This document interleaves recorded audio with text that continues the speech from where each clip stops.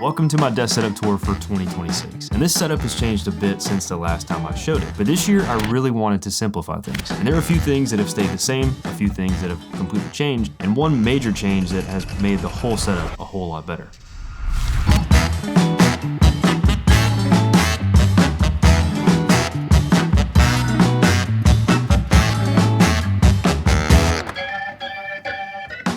My desk is a Flexispot E7 Plus, and I've had it going for about a year now. I love the 4-leg design in this setup, and it's super sturdy to hold all the stuff that I actually have on the desk, but we'll get to all of the good stuff later. Now the desktop is a 72-inch by 30-inch white desktop, and I'd honestly be happier with an even bigger desktop, but I feel like that I'll just keep saying that until I have created my own version of Mega Desk. All I care about is Mega Desk. And also the black and white aesthetic has been my favorite aesthetic this past year. Maybe I'll switch it up one day, probably in the next space, but for now, I love the way it looks.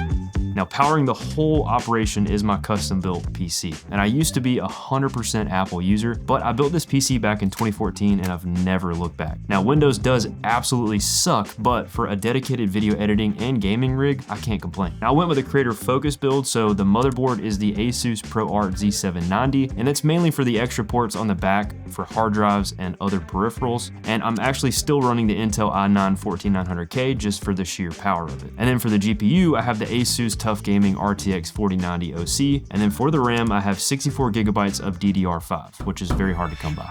Now, all of that paired together gives me an amazing performance in DaVinci Resolve, and I have no complaints whatsoever in any of the modern gaming titles. Now, I can't lie and say that I don't want to get a 5090 and the newest, greatest CPU out there, but I'm just thankful that I bought this when I did and don't have to buy one now.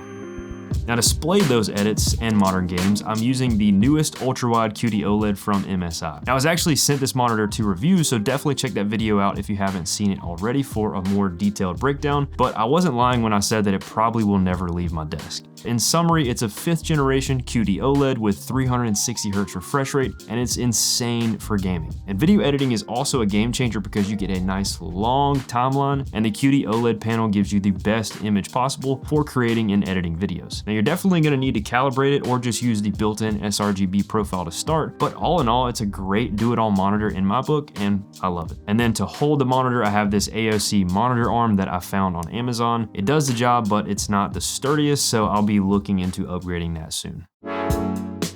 And now for my desk chair. I have the C7 Max from Flexispot in black with a footrest and a mesh seat. And if you're like me and you work at your desk all day long, having comfort is extremely important. And if you're at your desk for 8 hours, 10 hours sometimes, you don't want to be sitting in a crappy chair. Your back will hurt, your butt will hurt, your neck will especially start hurting, and then your posture slowly turns more and more into a shrimp. But my solution to that has been the C7 Max. It has a ton of adjustability to completely dial in your comfort, like this 3D adjustable headrest, which lets me adjust it to where it's the most comfortable setting for my neck. And then it has a height adjustable backrest, as well as lumbar support that focuses on both your lumbar and your sacrum, making it even more ergonomic than your typical chair. It also has customizable seat depth, so you can adjust it to your preference depending on how tall you are. And then for me, I got the mesh seat, which is extremely comfortable, especially when I'm sitting all day long. And for even more customization, they have these 5-dimensional armrests that can be adjusted to support my arms. So whether I'm typing, gaming, or just relaxing, you can adjust them up and down, forwards and back, and side to side, and in and out. You have a ton of customization. And the best part, in my opinion, is that it has a footrest. And paired with that footrest, you can also recline. So longer work sessions, if you want to chill and relax when you game, or you just want to take a break, you can lean your chair back, recline, put your feet up, and relax.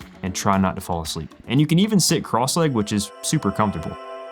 Now, this has been one of my favorite chairs I've sat in since I've done these desk setup videos over the last few years. And Flexispot doesn't just sell chairs either. They also sent me these rubber caster wheels to protect my carpet. They really pretty much have everything you need to build out your own desk setup, from chairs, desks, monitor arms, and even couches. And if you want to get the C7 Max for yourself, you can check it out in the link below. They offer a 10-year warranty with direct replacement for damaged parts and a 30-day return policy. And if you want to save some money, you can use code WILHAL50 for $50 off your C7 Max. Or if you're looking for something a little bit more budget friendly, they also have the C5 available, and they also have another chair model called the C7 Morpher, which features a complete upgrade to the lumbar support and upper backrest. So if you're interested, you can check both of those out in the links in the description. And thank you to Flexispot for sponsoring this video and for being a longtime supporter of this channel. Now you can't have a desk setup without a desk mat, so I picked this one up recently and it's the work mat from Work Louder. Now I love the cutting mat look, hence my wallpaper, and felt like this was a nice pairing to the overall aesthetic. And it's a legit cutting mat too. It's not just for looks, just in case I want to do some cutting on here. I don't know what I'm going to be cutting, but if I need to, I can cut on it. Now for my keyboard, I have the low-free Ryzen, and this thing is a solid hunk of aluminum. It's hefty and it sounds amazing. Now to be honest, I'm not really a big keyboard guy, but I know what I like, and I like this. Now for my mouse, I've been using the MX Master 4, and I've been a fan of the MX Master series mice since 2021, where I first tried the MX Master 3 and have since been hooked and have never looked back. It's no gaming mouse. You can use it for gaming, obviously, but for me though, I love this thing, specifically for editing. All the mappable buttons make editing so much quicker. I have my blade, select, trim, and delete tools all mapped to specific buttons, and then a shortcut for ripple delete on the center button, which helps me mimic that magnetic timeline from Final Cut Pro. I still think about you, but I've moved on. All in all, it's one of the best purchases you can make for your desk setup because it has endless customization, and they've replaced the button on your thumb for what they call the action ring, which brings up even more shortcuts for quick access customization. I also have this Work Louder Creator Micro keyboard, the original version. It's really nice, it looks really cool on the desk, but I don't find myself using it 24/7.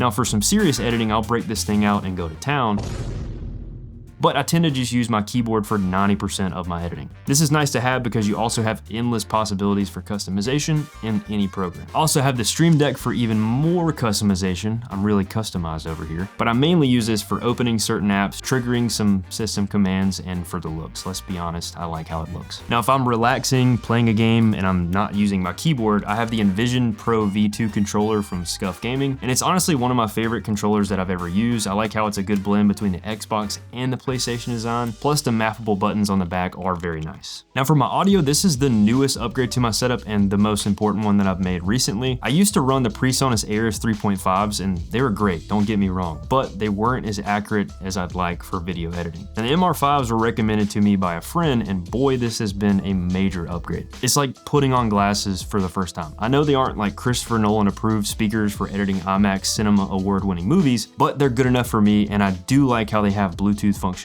There's also specific settings for monitoring, listening to music, and your own custom sound profile, so you can easily toggle between them no matter what you're doing. Now, I highly recommend these if you are in the market for new speakers and you want to get a little bit more serious with your audio monitoring. Those all run into this Scarlett Solo interface, as well as my Rode Pod mic with a Triton FET head on the Elgato low profile mic arm. Now the interface is just attached with some double-sided tape underneath the desk, but it gives it a sleek look and keeps it off the desk itself. I mainly use the mic for voiceovers and for gaming, and then the Triton FET head gives the pod mic the gain boost it desperately needed to get the best sound. For $99, the pod mic is still the king of budget dynamic mics in my opinion. Now on the other side of the desk, I also have attached this pro-grade CF Express SD card reader underneath the desk for quick access when I need to dump footage and throw it on my hard drives. For setting the vibe of the desk setup, I have this table touch lamp from Amazon. It adds a nice touch of light to the desktop, and it also is battery powered, so you can move it anywhere you like. I also have this other lamp on the other side of my desk as another sort of a vibe light to make the space feel nice to work in and not have my studio lights blinding me while I edit or watch content. Now I'll leave links to everything I mentioned down below, so if there's anything you see that you like, you can check it out for yourself, along with this snake plant, my wall art, my filing cabinet where I store cables, files, and this yellow band to try and help fight the good fight against my shrimp posture during the day.